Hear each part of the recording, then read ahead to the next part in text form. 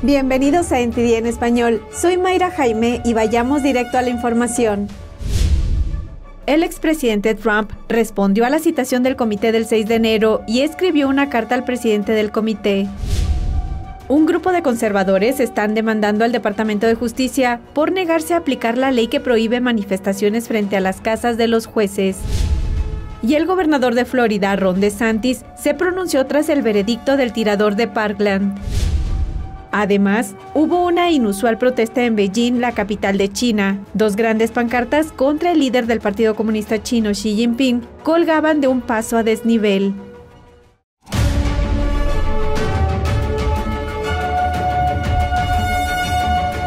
El expresidente Trump denunció al comité del 6 de enero después de que éste votara por unanimidad para citarlo a declarar.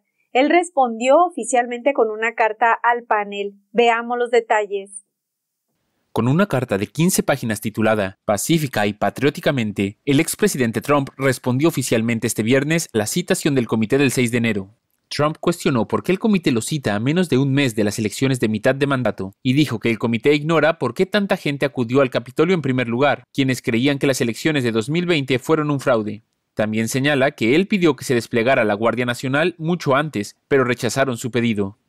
Benny Thompson, presidente del comité, dijo que el panel reconoce lo serio y extraordinario que es el hecho de citar a Trump y afirmó que el testimonio de Trump, cito, aseguraría de que nada como lo del 6 de enero vuelva a suceder. Pero el expresidente describió en su carta a los miembros del comité como corruptos y matones que buscan destruir las vidas de muchos patriotas estadounidenses que trabajan duro. El expresidente no indicó si testificará, pero es poco probable que lo haga, ya que posiblemente provocará demandas legales por parte de sus abogados. Y ahora una actualización sobre el juicio del autor del tiroteo en la escuela de Parkland. Los padres de las víctimas miraron con decepción el jueves cuando un jurado de Florida decidió perdonar a Nicolás Cruz, que fue condenado por matar a 17 personas en 2018 en una escuela secundaria en Parkland. Los fiscales pedían la pena de muerte, en cambio el jurado recomendó cadena perpetua sin posibilidad de libertad condicional. El gobernador de Florida, Ron DeSantis, se pronunció sobre el veredicto mientras hablaba en un evento. Veamos qué dijo al respecto. Creo que sí aplica la pena de muerte. Es un caso en el que se masacró a esos estudiantes con premeditación, con total desprecio por la humanidad básica y que merece la pena de muerte. Así que los jurados resolvieron. Aparentemente fue un 11-1, con una negativa a autorizar la pena máxima. Y eso significa que este asesino va a terminar recibiendo la misma sentencia que gente que cometió actos malos, pero no actos que llegan a este nivel. No creo que nada sea más apropiado que la pena de muerte en este caso. DeSantis dice que todo el mundo sabe que Nicolás Cruz era culpable y que en el pasado habría sido ejecutado en 6 meses. Ahora ya pasaron 4 años y porque un jurado se estaba resistiendo, DeSantis dijo que siente que el sistema no está sirviendo a los intereses de las víctimas. Y continuando con el gobernador de Florida, él suavizó las reglas para votar en los condados afectados por el paso del huracán Ian. El gobernador Ron DeSantis emitió una orden ejecutiva que amplía la votación anticipada y permite que las personas voten en cualquier sitio electoral en lugar del que tienen asignado si votan el día de las elecciones. Los cambios se aplican a los condados de Lee, Charlotte y Sarasota. Los residentes de estos condados también pueden solicitar que se les envíen las papeletas de voto por correo a otras direcciones distintas a las de sus domicilios. Pueden votar en centros de votación anticipada hasta el día de las elecciones. En otros condados, estos sitios deben cerrar el día anterior a las elecciones. Ahora vamos a un breve corte y regresando le tendremos información sobre la demanda que ahora está enfrentando el Departamento de Justicia de Estados Unidos. Ya regresamos.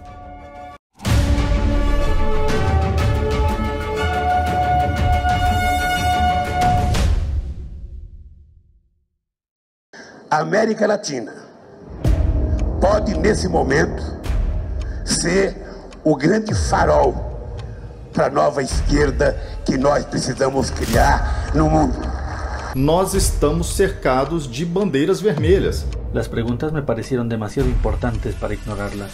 Temos outras poucas potências de olho no Brasil. ¿Qué intereses extranjeros hay en esta disputa? Há riscos de ataques de diversas formas y origens. Quise llegar a la verdad de estos hechos y de lo que significa.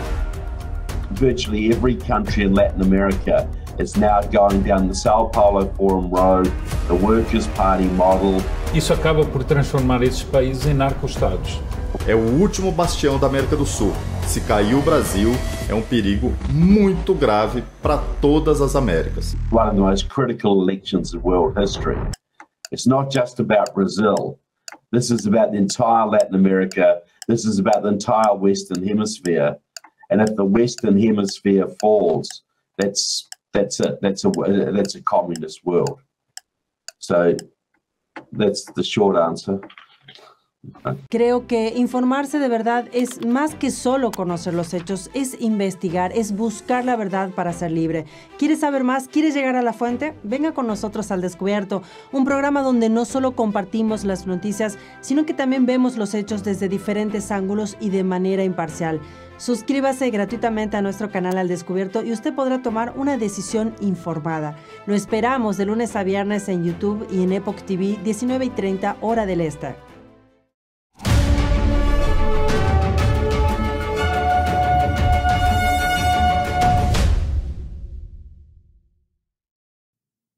El Departamento de Justicia se enfrenta a una demanda por las protestas realizadas a principios de este año frente a los domicilios de los jueces de la Corte Suprema.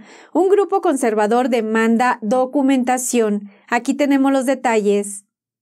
La Fundación Heritage, un grupo de expertos con sede en D.C., presentó el miércoles una demanda contra el Departamento de Justicia en una corte federal de Washington, D.C. El grupo dijo que es porque el Departamento de Justicia se niega a explicar la razón por la que no aplica una ley federal sobre las protestas. La ley dice que es ilegal estar frente o desfilar cerca de la residencia de un juez con la intención de influir en cualquier juez en el cumplimiento de su deber. La Fundación Heritage dijo que el Departamento de Justicia no está protegiendo a los jueces conservadores de la Corte Suprema de las protestas a favor del aborto fuera de sus casas. El grupo de expertos dijo que solicitó documentos al Departamento de Justicia en virtud de la Ley de Libertad de Información, pero que el departamento no cumplió. Ahora el grupo busca esos documentos a través de la demanda. La Fundación Heritage dijo, el silencio del Departamento de Justicia de Biden sobre estas protestas radicales y obviamente con prácticas intimidatorias fue y sigue siendo ensordecedor. El pueblo estadounidense merece saber por qué Joe Biden y el fiscal general Merrick Garland no solo se negaron a condenar pública e inequívocamente este comportamiento, sino también por qué siguen sin procesar o responsabilizar a quienes infringieron la ley en un intento de influir en los procedimientos de la Corte Suprema. En mayo se filtró un borrador de la opinión de la Corte Suprema sobre Roe vs. Wade. Enseguida comenzaron las protestas en Maryland y Virginia en los domicilios de los 6 jueces de tendencia conservadora. La entonces secretaria de prensa de la Casa Blanca, Jen Psaki, se negó a condenar las protestas, pero insistió en que el presidente Biden apoya la protesta pacífica. Un hombre de California fue detenido en junio cerca de la casa del juez Brett Kavanaugh. Supuestamente planeaba asesinar al juez para evitar que vote para anular Roe vs. Wade. Ahora decenas de miles de venezolanos tendrán una vía legal para entrar a Estados Unidos y el Departamento de Seguridad Nacional está usando una norma de la era Trump para regresar a México a los que cruzan ilegalmente. Sin embargo, la administración podría ampliar la nueva vía legal, lo que según algunos expertos podría atraer mucho más venezolanos a través de una migración en cadena. Tenemos más detalles. Los inmigrantes de Venezuela que están llegando a la frontera sur aumentaron en los últimos meses. En el año fiscal 2022, el total de detenciones únicas fue de 15.500 y en septiembre se elevaron a 33.000, en comparación con una media mensual de 127 detenciones únicas de venezolanos en los años fiscales de 2014 a 2019. En un intento de aliviar la presión en la frontera sur, la administración Biden creó una nueva vía para que 24.000 venezolanos entren legalmente en Estados Unidos, pero aquellos que vienen ilegalmente serán devueltos a México, reviviendo la regla del título 42 de la era Trump. Pero esta administración quiere deshacerse del Título 42. Entonces, si implementan esta política, parte de la cual es la expulsión del Título 42, ahora se aplicará a los venezolanos. Pero si luego se deshacen del Título 42, digamos dentro de varios meses, bueno, entonces todo lo que hicieron es crear este flujo de admisión legal de personas que son venezolanas y por lo general son personas que tienen familiares aquí. Así es como funciona. Aún está por verse hasta qué punto esto aliviará la tensión, ya que muchos de los que están considerando cruzar ilegalmente aún pueden seguir intentándolo. A pesar de que van a devolver a los venezolanos ahora bajo el Título 42, hay posibilidades de exenciones y excepciones. En realidad dijeron que, bueno, ¿sabes qué? ¿Por qué no aprovechar la oportunidad? Esta administración es tan blanda. Los 100,000 venezolanos que ya están en los Estados Unidos podrán quedarse y pedir asilo. El sistema de asilo de Estados Unidos está enfrentando actualmente un retraso. Si se observa el panorama general, el mayor problema del sistema del Código de Estados Unidos es que no hace distinción entre migrantes y refugiados. El sistema de asilo en sí mismo no debería ser aprovechado por los migrantes económicos. El Departamento de Seguridad Nacional anunció que el próximo año habrá una cifra histórica de 65,000 visados de trabajo H-2B. Un coche de un proveedor de órganos fue visto en un centro de Planned Parenthood. La universidad asociada declaró bajo juramento que no recibe órganos ni tejidos fetales de Planned Parenthood. El Centro sobre Educación y Recuperación de Órganos, o CORE, suministra órganos y tejidos para investigación a la Universidad de Pittsburgh. El Centro para el Progreso Médico informó que un coche con el logotipo CORE estaba aparcado en un centro local de Planned Parenthood. El centro publicó este video en el que supuestamente se ve a un hombre que lleva una placa de identificación y recoge bolsas de muestras de la clínica de abortos y las guarda en una nevera en el vehículo de CORE. Durante una audiencia en 2021 ante la Cámara de Representantes de Pensilvania, la universidad negó bajo juramento haber recibido muestras de Planned Parenthood. El fundador y presidente del Centro para el Progreso Médico preguntó: entonces, ¿qué hace la empresa de extracción de órganos de la universidad aparcada con neveras en la clínica de abortos de Planned Parenthood? Nos pusimos en contacto con el Centro sobre Educación y Recuperación de Órganos para pedir comentarios y nos enviaron un comunicado diciendo que nunca recogieron tejido fetal humano para la investigación después de un aborto inducido. Vamos a un breve corte y quiero recordarle que se suscriba a nuestro canal de NTD en español. Active la campanita para recibir las notificaciones. Suscríbase a Epoch TV ingresando a es.theepochtimes.com, donde encontrará el mejor contenido en español y sin censura. Regresamos.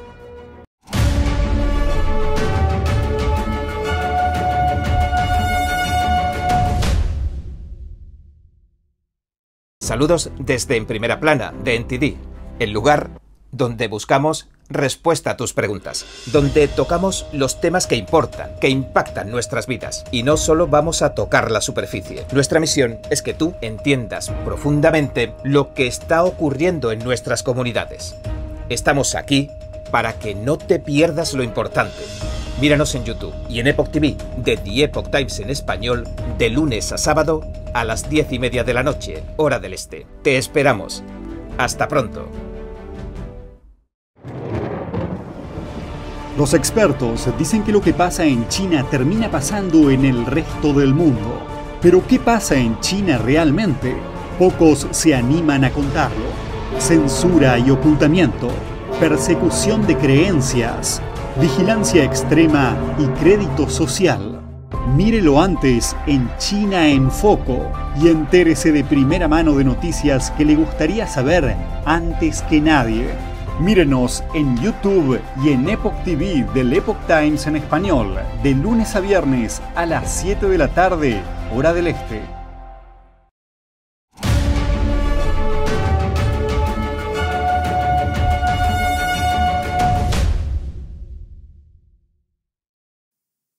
Elon Musk advierte que el Internet gratuito para los militares ucranianos que usan SpaceX Starlink podría estar llegando a su fin.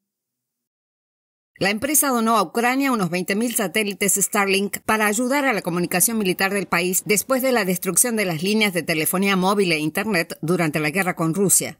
Musk dice que eso le costó a su compañía $80 millones y advirtió al Pentágono que esto no continuará. Envió una carta en la que pide al ejército estadounidense que pague decenas de millones de dólares al mes por el servicio. La suma ascendería a $400 millones en los próximos 12 meses. Las fuentes dicen que Starlink es el principal medio de comunicación de las tropas en el campo de batalla.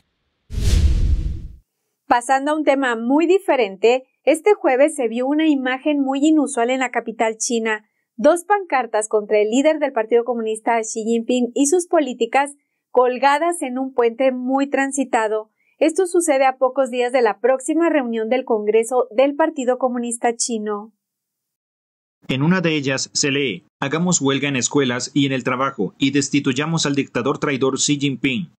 En la otra se lee: di no a las pruebas de COVID, sí a la comida, no a los encierros, sí a la libertad, no a las mentiras, sí a la dignidad, no a la revolución cultural, sí a la reforma, no al gran líder, sí al voto, no seas esclavo, sé ciudadano.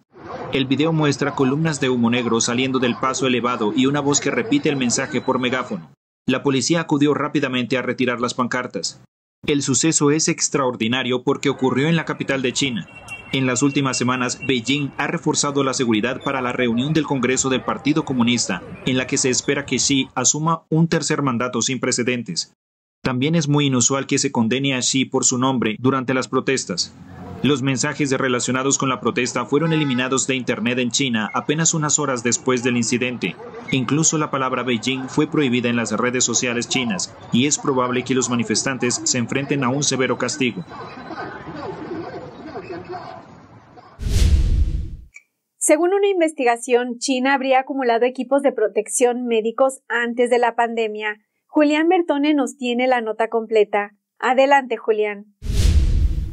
La pandemia vuelve a poner a la China comunista en el punto de mira. Se debe a que nuevas pruebas revelan que China almacenó equipos de protección médica o EPP mucho antes de que estallara oficialmente la pandemia. Según el Telegraph, las exportaciones de EPP de China a Estados Unidos cayeron alrededor de un 50% entre agosto y septiembre de 2019. Esto desafía significativamente la teoría de Beijing de que la pandemia se originó en un mercado de mariscos en Wuhan, donde los primeros casos de COVID-19 surgieron en diciembre de 2019. La importante caída de los suministros de EPP que salían de China hizo saltar las alarmas, y 2 exfuncionarios estadounidenses tomaron nota. El doctor Tom McGreen, asesor sanitario principal del Departamento de Seguridad Nacional, y el coronel Sean Hoffman, investigador principal del Instituto de Protección y Defensa de los Alimentos. Al rastrear los datos, también descubrieron que China empezó a comprar existencias de EPP en Europa, Australia y Estados Unidos más o menos al mismo tiempo. Uno de los funcionarios dijo al Telegraph: esto no fue un sube y baja normal. Cabe destacar que China es el mayor fabricante de EPP del mundo. Años después del brote inicial, se siguen planteando preguntas sobre la verdadera cronología de la aparición del virus del PSC, causante de COVID-19. La trayectoria de la infección es ahora aún más difícil de rastrear. Las autoridades chinas desinfectaron el mercado de mariscos de Wuhan justo después del brote y también bloquearon las investigaciones independientes en el laboratorio de Wuhan, de donde algunos expertos sospechan que se filtró el virus. Escuchamos frecuentemente sobre las diferentes agendas ocultas para socavar a la familia y a la sociedad tradicional. Algunos incluso pueden decir que se trata de teorías de la conspiración, pero lo que 2 defensores de las familias a nivel internacional nos cuentan parece sobrepasar la realidad. Grandes defensores de la familia, como núcleo de la sociedad, hablaron sobre su labor a nivel internacional durante el Congreso de las Familias que se realizó recientemente en México. Douglas Clark, de la Organización Internacional para la Familia, dijo que la Declaración Universal de los Derechos Humanos de 1948 enlista derechos individuales excepto en un caso, el de la familia, hombre y mujer en matrimonio con sus hijos, que es el elemento natural y fundamental de la sociedad. La familia tiene derechos, explicó. Sin embargo, actualmente se socava a la familia desde que se empieza a alejar a los niños de sus padres y al poner al Estado en el lugar de los padres. Clark compartió a NTD lo que hace para proteger a la familia de naciones cuyas administraciones están en contra. Entonces trabajamos, levantamos la voz, hacemos lobby en las Naciones Unidas con embajadores, les hablamos, educamos a la gente para que la gente hable y podamos proteger a la familia. Tratamos de ayudar a organizar eventos y programas para que esas personas y esas coaliciones marquen la diferencia, tengan una voz en las negociaciones y resistan, y se nieguen a adoptar programas que son antifamilia. Por su parte, la presidenta de Family Watch International, Sharon Slater, alertó sobre la agenda de la ONU, la cual ha estudiado desde hace 23 años. Lo llamamos el ataque global contra los niños y la familia, y tenemos a la Organización Mundial de la Salud involucrada en esto. De hecho, ellos crearon las normas europeas para la educación sexual, y si las revisas, estas empiezan desde pequeños. Dijo que algunas agendas son muy perjudiciales, especialmente los programas para sexualizar a los niños, que incluso tienen sus propios manuales. El Manual de Educación Sexual de la Organización Mundial de la Salud les dice que vayan a Planned Parenthood para aprender sobre sus derechos sexuales. Planned Parenthood es el mayor proveedor de educación sexual en todo el mundo. Slater alerta que el manual les dice a los niños que tienen derecho al placer sexual, al aborto, que los países deben legalizar el matrimonio entre personas del mismo sexo y que la lista sigue y sigue. Entre los esfuerzos de Slater para proteger a los niños mencionó 2 sitios web. El primero, además de todo tipo de herramientas para los defensores de la familia, tienen un documental llamado La guerra contra los niños, que ha sido muy efectivo para detener la educación sexual integral en varios países. El sitio se llama stopcse.org y el otro sitio que recomienda es familywatch.org, en donde tienen un webinar de cada agencia de la ONU, mostrando sus agendas y manuales. Esto es todo por hoy. Gracias por acompañarnos. Los esperamos en nuestra próxima emisión a las 10 de la noche, hora del este por epochtv.com/ES, la plataforma gratuita del Epoch Times en español. Que tengan una excelente tarde.